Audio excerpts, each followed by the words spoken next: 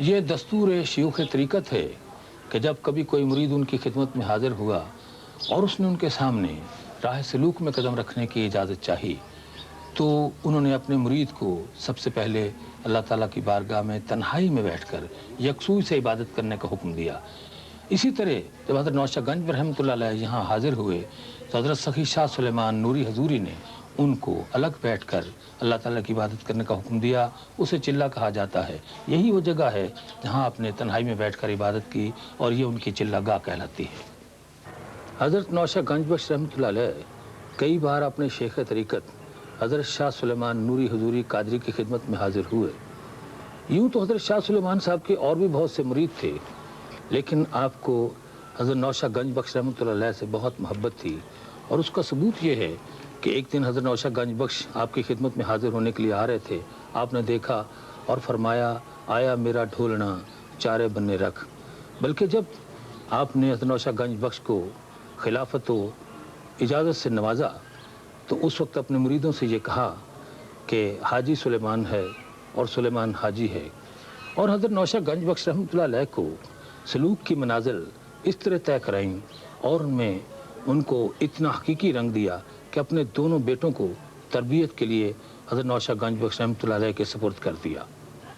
ये एक रिवायत है कि हज़रत नौशाह गंज बख्श रहमतुल्लाह अलैह जब यहाँ पर अपने मुर्शिद की बारगाह में हाज़िर थे, यहाँ एक जगह पर थोड़ा सा पानी था।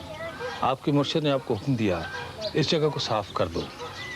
आपने उसको हाथ से साफ़ करना शुरू किया, लेकिन वो आहिस्ता आहिस्ता एक चश्मे की तरह फूटने लगा और फिर वो वहाँ उस वक्त से लेकर आज तक इस छोटे से तालाब की सूरत में मौजूद है। जब आपने बातनी तरबियत मुकम्मल कर ली और सखी शाह सुलेमान नूरी हजूरी रहमतुल्लाह अलैह ने आपको खिलाफत अता फरमाई, उसके साथ ही हुक्म दिया कि आप ज़िला गुजरात में परगना हरात को अपना तबलीगी मरकज़ बनाएं। आपने अर्ज़ किया कि हुजूर वहाँ और उसके गिरदोनवा में तो और बहुत से औलिया कराम मौजूद हैं, मसलन शाह सुलेमान चद्दड़ मांगट और शाह शरीफ मंगवाल और सैयद कबीरुद्दीन शाहदौला दरियाई गुजरात में मौजूद हैं। मेरी वहाँ क्या हैसियत होगी और क्या मकाम होगा? उन्होंने फरमाया कि तेरा मकाम इनके दरमियान ऐसा ही होगा जैसे एक नौशा का बारात में, यानी जैसे दूल्हा बारात में होता है। और मुर्शिद के मुंह से निकला हुआ ये लफ्ज़ ऐसा ज़र्ब हुआ कि आपको हमेशा के लिए लोग नौशा के नाम से पुकारने लगे और नौशा को ही आपने अपने कलाम का तखल्लुस करार दिया।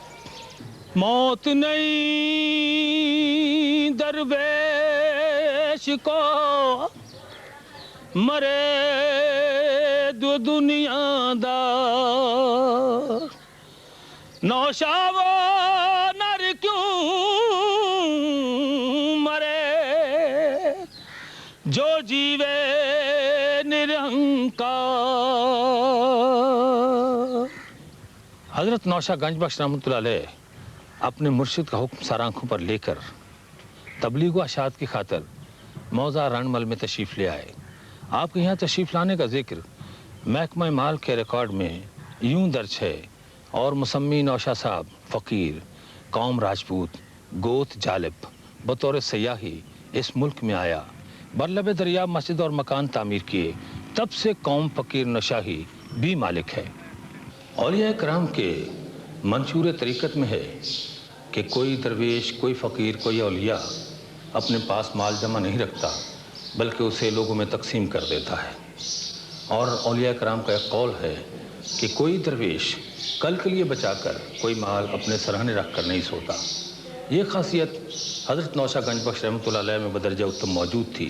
आप अपने पास बचाकर कुछ नहीं रखते थे और तमाम का तमाम माल साइलीन को अता कर देते थे, और इसी वजह से लोग आपको गंज बख्श के नाम से पुकारने लगे। पूरे पाकिस्तान में इस नाम से 3 बुज़ुर्ग पुकारे जाते हैं। एक दाता गंज बख्श रहमतुल्लाह अलैह सईद अली हजवेरी लाहौर वाले, और दूसरे सईद हामिद गिलानी उच्च गिलानिया ज़िला बहावलपुर वाले, और तीसरे हज़रत नौशाह गंज बख्श रहमतुल्लाह अलैह। बाबा फरीदुद्दीन शकर गंज रहमतुल्लाह अलैह को भी गंज के नाम से पुकारा जाता है, लेकिन गंज बख्श के नाम से नहीं, बल्कि शकरगंज के नाम से।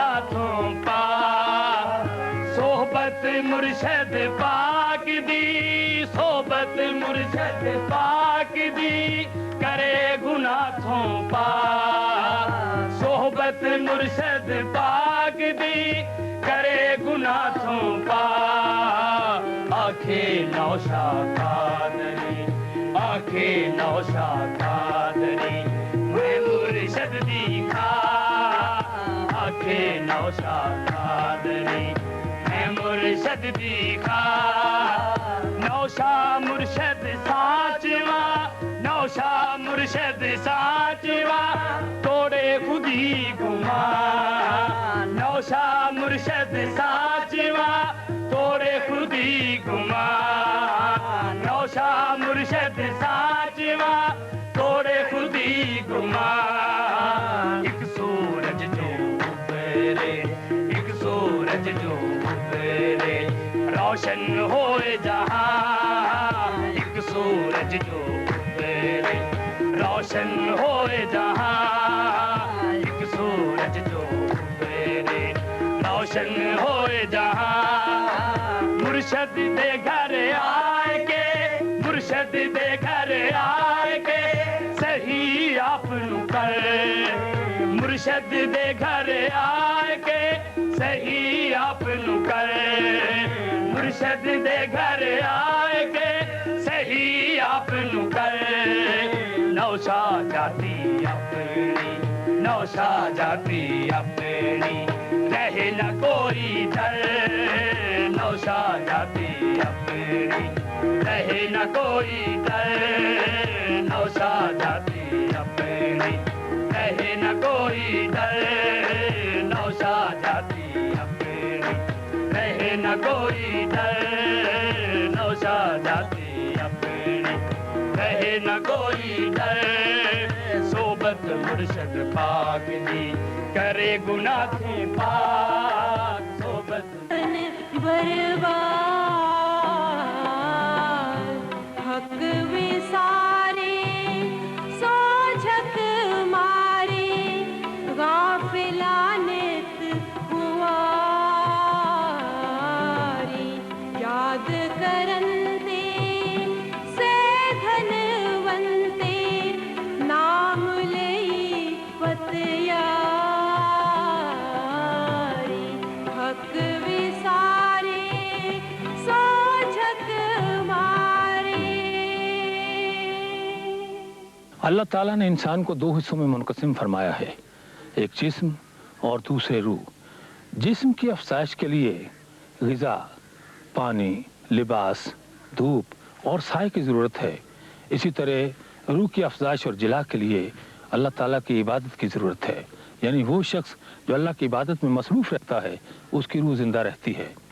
इबादत के मानी ये हैं कि कोई शख्स अपने आप को अल्लाह का अब्द साबित करने के लिए वाशगाफ अल्फाज में उसका इजहार करे।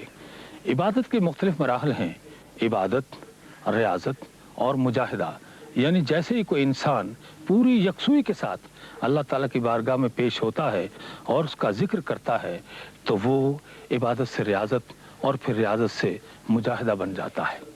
असल हकीकत ये है कि अल्लाह ताला की चाहत व ख्वाहिश है कि जब उसका बंदा उसकी बारगाह में हाजिर हो तो दुनिया व माफ़ीहा से बेखबर होकर सिर्फ उसी की बारगाह में अपने आप को हाजिर तस्वर करे और अपने खालिक हकीकी से हम कलाम हो।